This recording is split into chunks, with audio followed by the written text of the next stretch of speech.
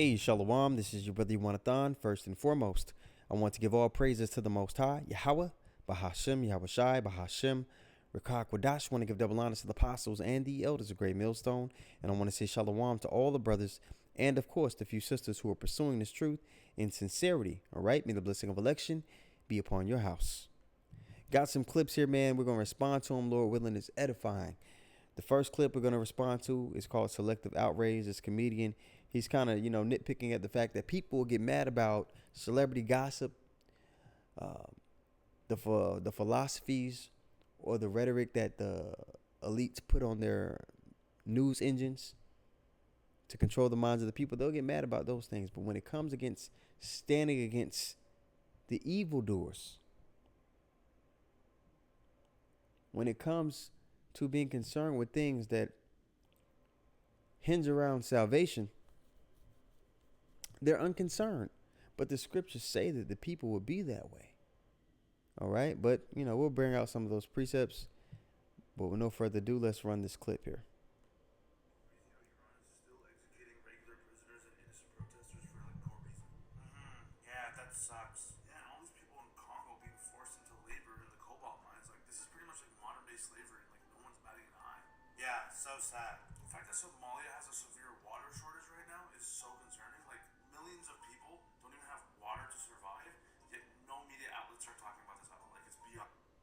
And all the things he's mentioning are things that are actually happening right now. And most people don't even know about the things that he's mentioning.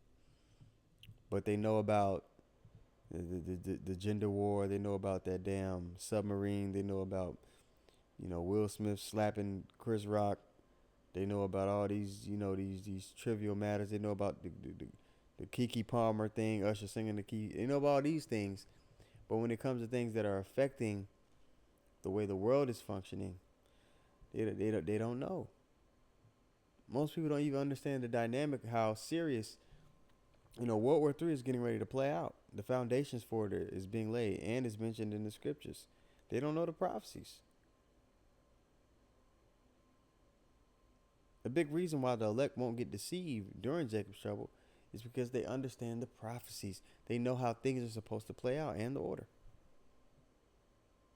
But majority of people, they're going to be in an utter panic when things hit the fan. All right? I know, right? Yeah, we honestly have it so good over here. It's crazy. Oh, yeah, for real. And then I see shit like this. Trans women smashing women's records in sports. What the fuck did you just say?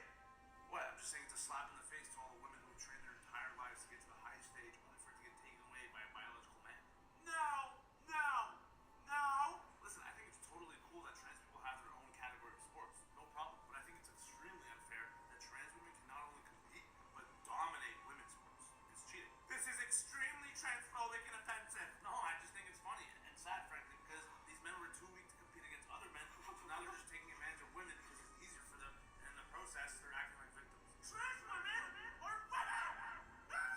All the other problems in the world, you care about this shit? Matthew 24 and 37. But as the days of Noah were, so shall also the coming of the Son of Man be. For as in the days that were before the flood, they were eating and drinking, marrying and giving in marriage, until the day that Noah entered into the ark, and knew not until the flood came and took them all away, so shall also the coming of the Son of Man be. So people were completely unaware of what was brewing, the storm that was brewing. But we're not like these people. We're not unaware of the storm that's brewing. So there's a particular conduct that we should be having. We should be seeking righteousness, seeking meekness, so that we can be hid in the day of the Lord's anger. That should be your concern. Hebrews 11 and 7. All right. By faith, Noah, being warned of God of the things not seen as yet, and we've been warned of God of the things not seen as yet. Right? We know World War III is brewing. We know there's going to be a famine. We know that the famine of the word is going to play out as well. We know that there's going to be sedition among men. Race wars, class wars, all of it. Martial law. We know these things are coming to pass. The mark of the beast. You're going to have to take that in order to function within this society. We understand these things because we actually come in the spirit of who the world ignorantly calls Jesus. We come in the spirit of Yahweh Shai. All right? What does that mean? Well, when you go to Revelation 19 and 10, it tells you that the spirit of Yahweh Shai is the spirit of prophecy. Revelation 19 and verse 10. All right? It reads, "And I fell at his feet to worship him. And he said unto me, See thou do it not. I am thy fellow servant and of thy brethren that have the testimony of Yahweh Shai." It was an angel. All right?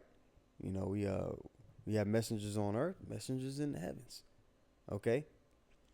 Worship God, for the testimony of Yahweh Shai is the spirit of prophecy. Okay? And like it says in Sirach 39 and 1, that the men that are seeking righteousness, the men that are walking uprightly, they're going to be seeking out the wisdom of all the ancient and be occupied in prophecies. Okay? But back to Hebrews 11 and 7 again from the top. By faith Noah was warned of God of things not seen as yet. Salakia. Move with fear. All right? The fear of the Most High is the beginning of wisdom. Prepared an ark, and we're building a spiritual ark here. Prepared an ark to the saving of his house, by the which he condemned the world, and we're condemning the world, which is why, you know, the elect aren't going to be tied down by their attachments in this world. If you're tied down to your possessions, whether they be relationships or actual things or endeavors, all right, it's liking unto Lot's wife. It's liking unto looking back. Because in order for us to truly receive salvation, we have to be willing to let it all go. Cast it aside. It says that the elect will love not their own lives until the death. Right? So what does that look like? It looks like condemning this world. Because the elect, like it says in 2 Peter's, are going to be seeking new heavens and a new earth. All right, so we got to forsake this place. And, you know, the Lord's going to put the spirit on us to boost us up to move in the most potent of fashions when test time is here. Okay? But we got to build up that faith. We got to use our grace period to build up our faith to move the way we're going to be required to. Okay? By which he condemned this world and became the heir of the righteousness which is by faith. And we all know that faith is truly the only way you can please the Lord. We rehearse the righteous acts, but, you know, our righteousness is as filthy rags. But faith, that's how we truly please him. That's the gas in your tank to rehearse the righteous acts, to offend less. Right? Now, the people being unaware of the things that are brewing, you know, it's going to lead to their death. It's going to lead to them being in complete disarray. All right, so I got another clip, and then we'll bring out some more precepts. Okay, so here we go. It's a little short clip talking about Russia shooting missiles on America, which is prophesied in the Bible.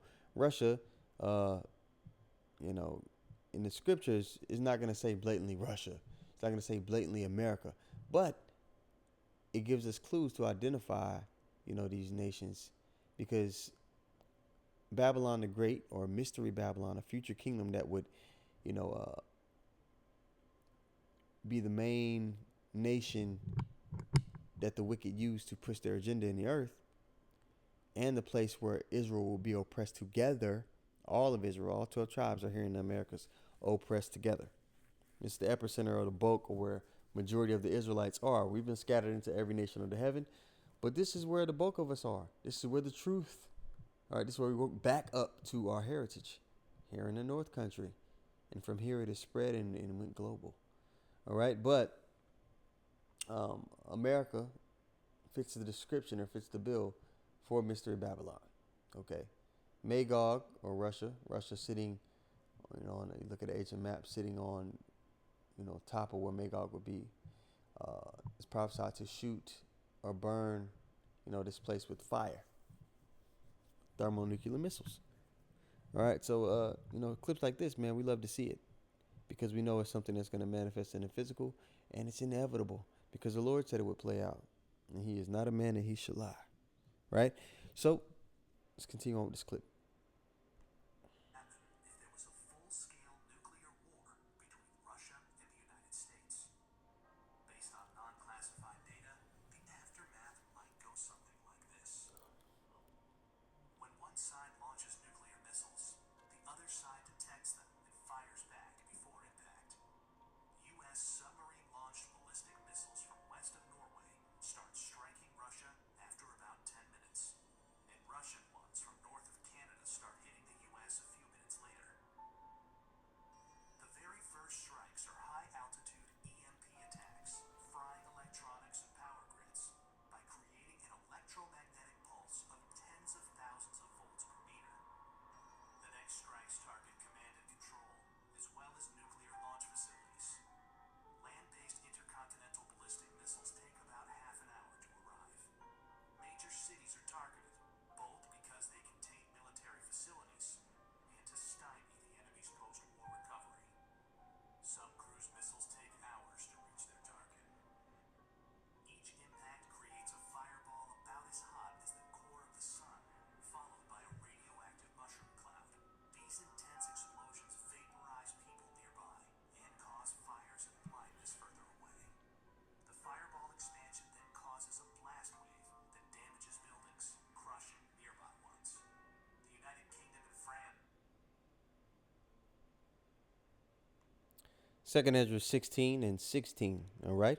It reads, like as an arrow which is shot of a mighty archer returneth not backward, even so the plagues that shall be sent upon the earth shall not return again. Once this thing gets to rolling, it's not going to be reversed. You talk about World War III, go read Joel, the 3rd chapter. The Lord talks about gathering the nations in the valley of Jehoshaphat, and even the smaller nations preparing for war, because they're going to be backed by these major countries who have nuclear capability. So everybody's going to be ready to get to it. Okay? So this is something that's gonna play out, man. Like I said, it's inevitable. Verse 17. Woe is me, woe is me. Who would deliver me in those days? Because, and this, you can use this for reincarnation, because Ezra understood that he would be here, he would be back during this time in the distant future, right? Woe is me, who will deliver me in those days, right? The beginning of sorrows and great mournings, the beginning of famine and great death, the beginning of wars, right? It's brewing. And the power shall stand in fear, the beginning of evils. What shall I do when these evils shall come? So like I said, verse 17, 18, when you can link that up with regeneration whenever you want to go into that topic. All right. Verse 19. And actually, man, I want to read the rest of this in the GNT. Okay. Because I like the way it's phrased in the GNT. Let's go get that. Bear with me. All right. It says, famine, epidemics, troubles, and suffering are sent to punish and correct people. But in spite of all this, they will not turn away from their sins. They soon forget their punishment. The time is coming when food will be so cheap that people will think a time of peace and plenty has arrived. But they're gravely mistaken. And that's what's being pushed upon the people now. Even though all these things are being played out, this devil's pushing peace and safety when anything but is on the way. But then disasters will spring up everywhere, wars, famine, and great confusion. Many people on earth will starve to death, and those who escape starvation will be killed in war. Their corpses will be thrown out like dung, and there will be no one left to comfort the living. But who's going to be comforted at that time? The believers. The name of the Lord is a strong tower. The righteous runneth into it and is safe. They're going to be equipped with the name. All right. They're going to be equipped with the knowledge, wisdom, and understanding. Salakia. Knowledge and wisdom shall be the stability of thy times, like it says. So this is talking about the people who aren't connected. But we are connected and we got to hold on to it. The earth will be deserted and its cities demolished. There will be no one left to plow the land or sow it. Trees will bear their fruit, but there will be no one left to pick it. Grapes will ripen, but there will be no one left to make wine. There will be desolation everywhere, and a person will long to see the face of another human being or even to hear another person's voice. Only 10 will be left out of a whole city. So, here in Dallas, you got like the surrounding areas. You got Frisco, Richardson, Garland, Arlington, Euless, Forney, and these are big, cities, big towns within the metro area. And I'm trying to imagine just 10 people.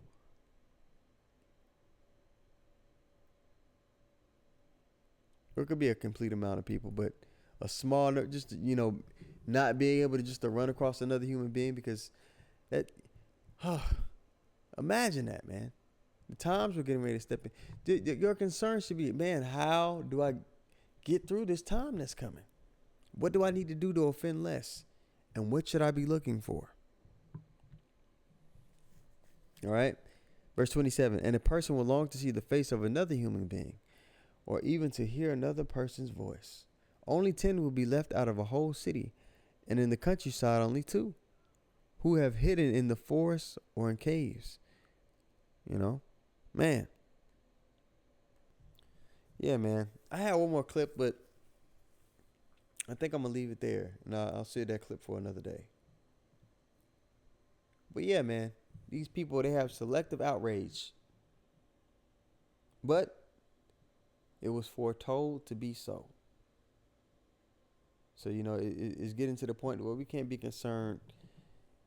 We shouldn't be concerned with the mindset of these people. They're going to do what they're supposed to do, which is to be demons. Okay? Our job is to preach the word. If they get it, they get it. If they don't, everybody's playing their part, right? So, we're getting closer and closer to game time, man. It's just time to lock in and just have the tunnel vision so we can get out of here. Because we definitely need deliverance out of this place. I've seen all these videos pop up recently of people finding heaps of children's bodies. Because, annually they say upwards over 500,000 children go missing every year. They never find the bodies, but people are starting to find all these corpses in these caves, in these tunnels, and in these remote places. And in these news stations that people just listen to and they trust with their lives, don't report on it. Why do you think that is? So this place is corrupt. There's things that we probably it's a laundry list of things, man, that's going on we don't even know about. That's so gruesome and wicked that we probably wouldn't even be able to keep our sanity if the Lord allows us to know everything that was going on.